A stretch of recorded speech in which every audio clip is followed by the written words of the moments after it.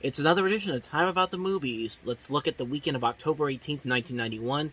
And unlike the last couple of weeks where we've had multiple movies to look at, we've only got two to wrap up this week, so let's go ahead and get right on into it. Let's start with the first movie that we have here, and that is Danny Devito starring in Other People's Money. Take a good one, Ellen. The stock is up another 1.5 points.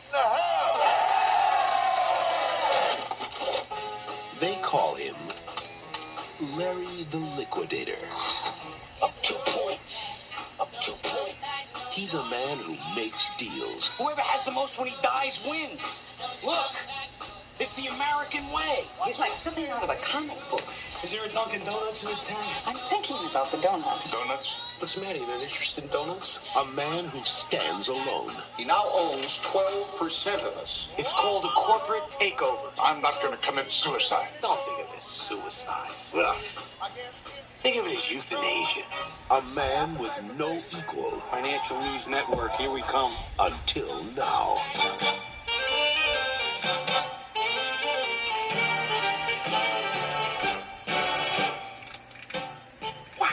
I came to talk. Well, that's trouble. Lawyers want to talk. Nothing but trouble. Garfield's a blatant sexist. Talk nice. Give me your best smile. Get me my barber. Give me my manicurist. This is your game.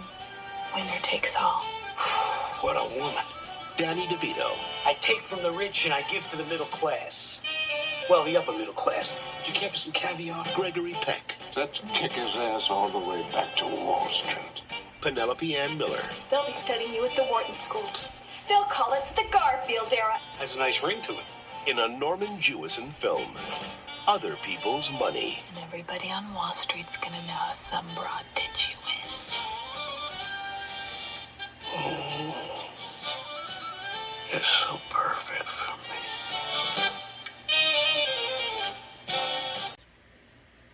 Man, I love this movie. I mean, Danny DeVito and Penelope Ann Miller really, their chemistry works so well. I really like how Penelope Ann Miller is able to compete with Danny DeVito in many of the scenes in this movie. Like I said, this is a really damn good movie. I had a really good time watching this one. It's very funny. I thought Danny DeVito really was going to be the one thing that was going to keep this movie afloat, but overall, the cast of this is very good in this. I like Danny DeVito and Penelope Ann Miller, as I said, but you've also got veterans like Gregory Peck, Piper Laurie, Dean Jones, just these great veteran actors in here, and they're all giving these really good performances, and it's a very funny movie. I mean, like I said, most of the charm comes from DeVito and Miller working off each other, and it's a ton of fun. It's a really good movie all around. The ending is not quite as good as the rest of the movie is. It does kind of go with the typical Hollywood style Hollywood ending where everything's got to be happy and all that, but I mean, at the same time, I understand why they do it.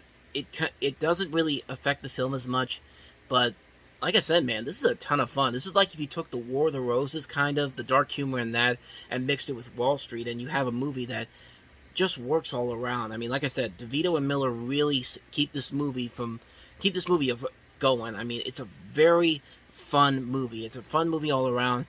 Probably my favorite movie from Jewison, even though he did do Moonstruck, but this is really one of his best directorial efforts, in my opinion. It is my personal favorite film from him, honestly. So, yeah, that's my thoughts on Other People's Money. Great movie. If you haven't seen it, if you want to see Danny DeVito doing what Danny DeVito does best, you gotta check this movie out. I mean, in this movie, he literally is playing a younger version of Frank Reynolds from It's Always Sunny in Philadelphia.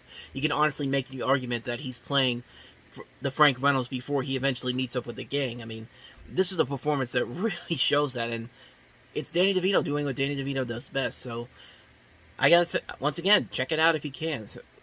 So yeah, that's Other People's Money. So let's go ahead and move on to the next movie, which is, it's as bad as you think it is. Vanilla Ice and Cool as Ice.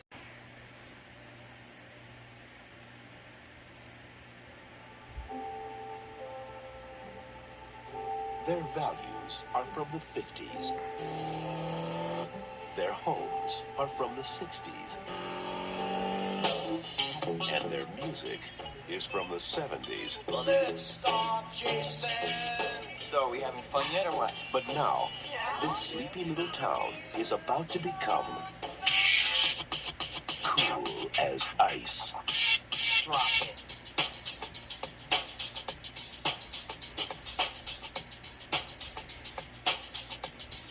What the hell is that? Drop that zero and get with the hero. You are the girl. See you later, Dick. It's Nick. Oh, yeah. Nick. Sometimes I'd like to do something really wild just because I never have. You ain't true to yourself, and you ain't true to nobody. Love can take me higher. I want you to stay away from him. He's not what you think he is. My brother's been kidnapped. What we want, Jim, is a little collection on an old IOU. You're the I, and with you. You're all wrong. He didn't do anything. Come on, get on. How can you know that, Catherine? I trust him, Dad. Vanilla Ice is going to take an uncool world and chill it to the bone. Well, I hope you like being a biker chick, because you're not going to see me or my car again. Imagine that. From Universal Pictures, Cool as Ice. God damn it, that was a bad movie. It's as bad as you think it is. That trailer pretty much just tells you everything you need to know about how horrible this movie is. You want to know how bad this movie is?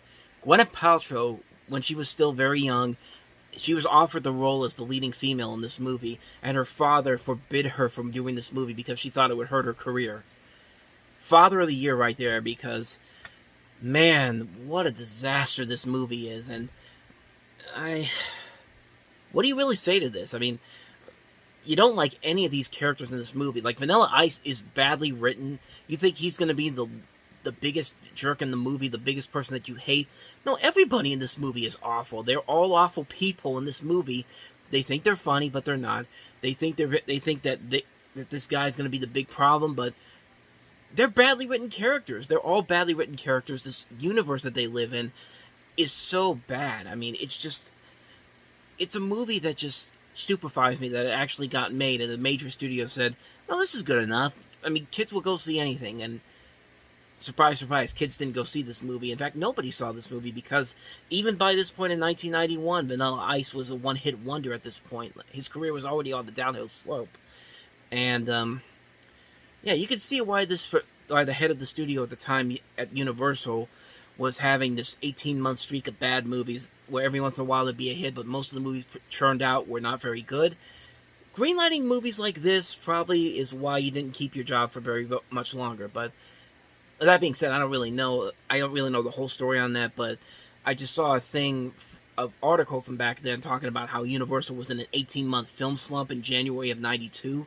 So, I mean, this could be one of the obviously this is one of the contributing factors, but I don't think the guy got fired afterwards, because, of course, a couple years later, the studio would rebound with stuff like Jurassic Park and Son of a Woman. But I'm getting completely off subject here, because, quite honestly, I really don't have anything else to say about this movie. I mean, I guess some people would like it for the nostalgic factor. Some people could see it as a guilty pleasure movie. I just don't see it, man. This is a bad movie. This is one of the worst movies of the year. Maybe one of the worst movies ever made, in my opinion. So, to quote somebody from Double Toasted, Patrick Gertz, when he did the review for The Rings, I can honestly say that this is the whitest movie that has ever whited. Plain and simple. That's really all I gotta say about this movie. It's a bad film. It's a bad, bad film. So, yeah, that's Cool as Ice for you. And so on that note, we wrap up another edition of Time About the Movies. The next time we meet, we'll wrap up October 1991 with the comedy sequel, House Party 2. One of John Hughes' last movies he did as a director. I think this is the last movie he directed. John Hughes' Curly Sue, Demi Moore and Jeff Daniels in The Butcher's Wife, Chuck Norris as the Hitman, Two Evil Eyes, and also Life is Sweet. So those are the 6 movies that we'll be looking at when we meet back here on Sunday. Of course, tomorrow we have a new Movie Stop episode, and I have a lot of stuff to show you from the last couple of weeks that I got. Some stuff that came in the mail, some stuff I got at the Steelers training camp a couple days ago. And then I think I'm going to go try to see Idris Elba's new movie, Beast. So I might have a review for that tomorrow as well, but we'll see how the day goes. But, with that said, though, thank you guys for watching, and as always, if you want to see more videos like this, check out the playlist on the next page, check out the previous episode, and I will see you guys tomorrow for another video, and then Sunday for a new time about the movies. And so, with that said, I am off. So thank you for watching. I'll see you guys next time, and until then, take care.